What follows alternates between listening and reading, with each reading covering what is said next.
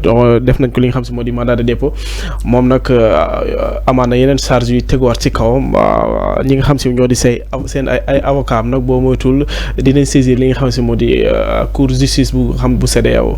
Oui, ces avocats ils sont dans leur droit avocat moom ku ne xam na. nga def nga ñàkk a def on engage un avocat. Il est dans sa mission c'est de te défendre. Blanc comme neige. Mais le cas Abdou Nguer. Moi je suis profondément peiné daf ma metti su ma la ko waxee dëggantaan Ndiaye. jëluma ci position mais sama xalaat laa ci yor comme tout sénégalais mooy Abdou Nguer jusqu'à présent tey doomu Adama Ndiaye mënu la wax qu'est-ce qu'il a fait. Il faut que l'on soit honnête avec nous parce que tey koo xamante ni yow procureur woo na ko toog na mu ne ko yaa moom page TikTok sangam Abdou Nguer na ko waaw maa ko moom deuxième page TikTok bi ku ko moom mu ne maa ko moom sama tur doom laa ko tuddee Awa Nguer yaa wax ji waxuma ko. koko wax ñu ne ma nga Thiès jël nañ waa ji indi ko. waa ji nee na moom moo def wax ji. lan moo tax nga def ko mu ne dama sopp Abdou Nguer bëgg ko. mais le résultat il est simple. jëlal waa ji teg ko ci yoon Abdou Nguer lii nga ko woowee woon am na keneen ku ne man maa ko def quelqu'un d'autre a pris sa place mais Abdou Nguer lan nga ko fay téye mais malheureusement ce que nous avons constaté aujourd'hui tey. booy jël discours yoo xamante ni c'est en déphasage avec la volonté du gouvernement. Les gens cherchent à te créer des problèmes. Ce sont les mêmes pratiques, ce sont les mêmes va et les mêmes viens. Depuis Matizalem on vit la même chose. Quand tu es favorable au chef. c'est la bamboula mën nga wax lu la neex. Il y a des gens qui ont du plus grave que Abdou Nguer tey ñoo ngi dox en toute liberté. Il y a des gens qui ont du plus grave que Abdou Nguer tey ñi ngi dox en toute liberté donc je crois que tey. lii wane de la bonne impression. lii wane ne équité ak égalité ak tëggee njaaxandaay yi la sunu kilifa politique yi taxawee. moi je crois que la meilleure façon. c'est de laisser la justice faire son travail. mais malencontreusement aujourd'hui tey dañ naan on a trois pouvoirs le pouvoir exécutif le pouvoir législatif et le pouvoir judiciaire. Nous n'avons pas trois pouvoirs. Nous avons un seul pouvoir c'est le président de la République qui décide. Il n'y en a pas parce que dans ce pouvoir législatif l'Assemblée nationale. mais le président de l'Assemblée nationale mais il fait partie d'un parti politique. Du même parti politique que l'actuel président de la République. Du même parti politique que l'actuel Premier ministre. Il a une majorité. te man li ma gën a métti ci Assemblée nationale mooy cette appellation de majorité mécanique ou bien majorité écrasante. Tu écrases qui? Majorité mécanique. Tu es mécanique par rapport à quoi? Mais Assemblée nationale c'est sa mission régalienne et sacro-saint. C'est le contrôle de légalité et de proposition. Proposition de loi et de vote de budget et de contrôle de légalité. C'est la mission de l'Assemblée nationale. Oui. Et que chaque député, en fonction de sa localité, que tu puisses faire un diagnostic complaisant de la situation problématique des honnêtes citoyens et maintenant de faire des propositions au niveau du gouvernement, de faire des propositions de loi au niveau de l'Assemblée nationale pour améliorer le vécu quotidien du Sénégalais.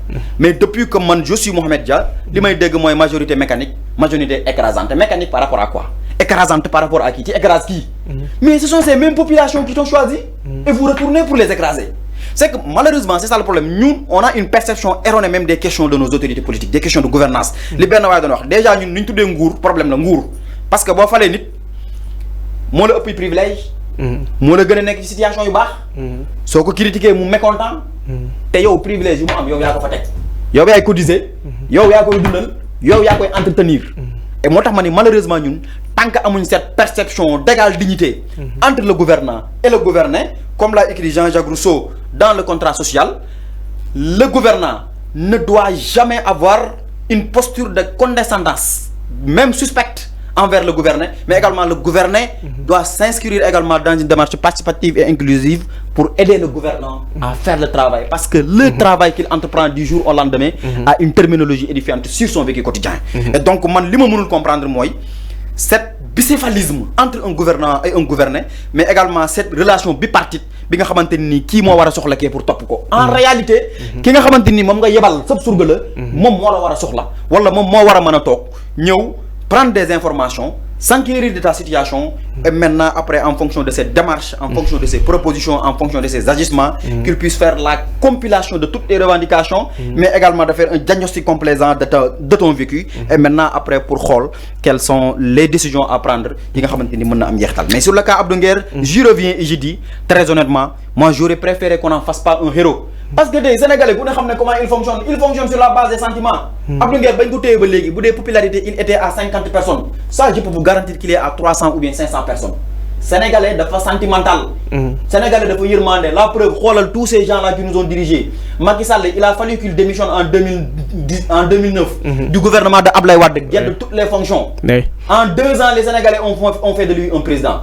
Ousmane Sonko, malgré tout, jangana fu mu wara jangé nek impôt et domaine ba am yenn âge ba mu duggé ci politique ak légui yagul il a fallu que Macky Sall le réprimande à ces gens là sénégalais am ci mom yermandé tay ils l'ont promis au grade de premier ministre en faisant de son binôme son excellence Bassirou Diomaye Diakhar Faye un président de la République donc yow bu dé né yow li fi xew demb ba def la li nga don tay amo ci ay njangat tu continues de refaire les mêmes pratiques je crois que damay répéter li ma wax rek qui a vaincu par l'épée périra par l'épée. L'arroseur sera arrosé. Amoul ma dem, amoul ma ñew. Chacun à son tour chez le coiffeur. Exactement. Mohamed, on a l'habitude toujours xam nga di ci dugal le PM Ousmane Sonko.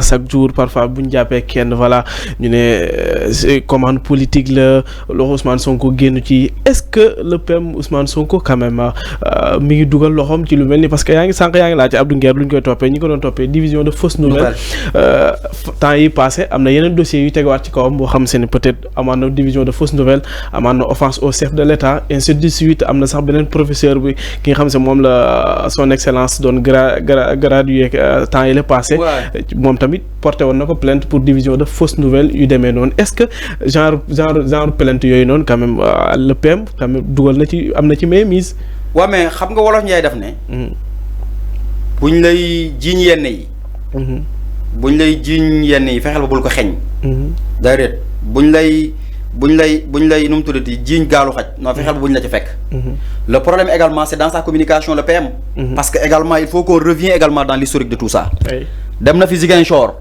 je sais pas Saint-Louis pendant la période de campagne législative mu né ministre de la justice c'est une autorité politique suma ko waxane ko defal dara dama koy def ben ñaar il est parti à l'Assemblée nationale néna ces effaceurs là dañ leen effacer les wuujaa wuuj là je crois que expression boobu la utiliser buñ defee naka su dul noonu gars yi dañ leen yónni politique on va les effacer léegi nag problème bi mooy moo def moo deful moi je n'ai pas cette possibilité de la prouver mais li ma gis mooy am naa xel moo xam ne damay xalaat damay basé wu sur des informations ma def ay compilation ma def sama conclusion donc à travers la question de ces événements là man li ma jàpp mooy il n'aurait pas dû se prononcer de la sorte parce que tay Ousmane Sonko du Ousmane Sonko Pastef c'est un Ousmane Sonko sénégalais moo njaboote sénégalais yépp la preuve bi may ñëw man Padoua laa wàcc président de la République Bassirou Diomaye Faye daf doon jaar mais moi j'étais très heureux de voir je devrais même pas en être heureux parce que c'est le principe buy jaar dañuy téye ñëpp mais lan moo tax ma doon def analyse bi mooy bi muy jaar ñëpp a taxaw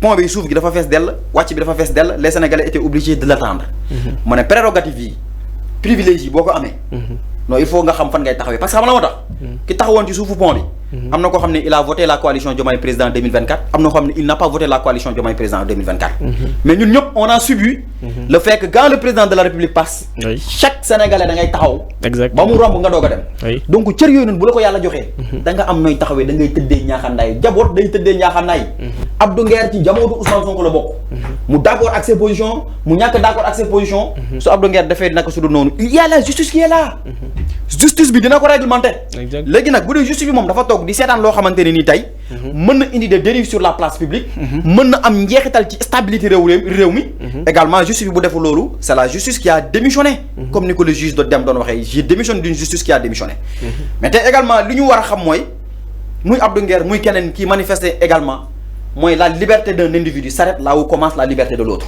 yow sa liberté mi ngi yem man fi sama liberté commencé c'est pas parce que tu as un micro que tu dois te permettre de tout parler man amna moment bo xamanteni ni j'ai besoin de tranquillité j'ai besoin de dormir j'ai besoin de sommeil comme yow mi nek dekkando ci koñ bi sa bu la nexé nga tek say sabar sa bu la nexé nga tek say bol sa yu la nexé nga tek say indi say bongo man ak dekkando dafa am tu n'as pas ce droit donc justice également ni mi doxé moy yow léeg-léeg nga bëgg dara mais bëgg méngoowul ak jàmm ak salaam yi sa dëkkandoo et que justice maintenant pour question d'équité et d'égalité mais day tranché donc tey Abdou Nguer buñ ko bàyyee dans l'espace public mu am droit comme tout le monde parce que cette liberté d'expression c'est garanti par la constitution constitution bi nga xam ne moo sut le président de la République sut le premier ministre donc man du ma constitution may tamit du ma nangu doomu Adama Ndiaye di ma ko xañ yàlla du ma may la yow nga jógee ci li la yàlla may ñu xañ ma li ma yàlla may je n'accepterai pas ça. Donc tey on ne peut pas dire que Abdou Nguer veut être réduit à sa plus simple expression également parce que li muy wax arrangé gouvernement bi bu ci waxee loo xamante nii c'est une diffusion de fausses nouvelles wala mu wax loo xamante nii ça porte atteinte à la sûreté de l'État wala ça porte atteinte à la sécurité nationale du pays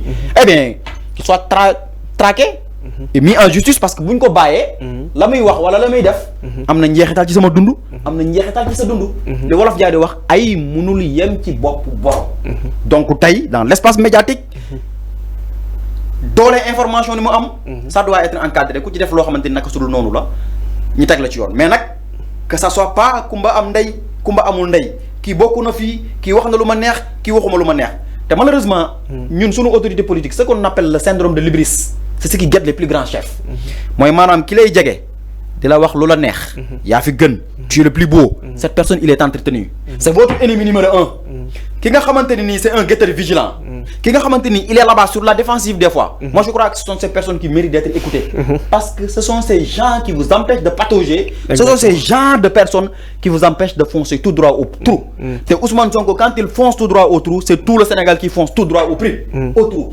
si un président de la République Bassirou Diomaye Faye et son équipe fonce tout droit au trou c'est tout le Sénégal qui fonce tout droit au trou dañ leen war a jàmmal may leen salaam leur accompagner dans une démarche inclusive dans une démarche participative pour que Sénégalais bu nekk puisse s'épanouir dans les années à venir. Mais on l'a vu avec le cas de Kaïré et Azoura Fall quand même qui sont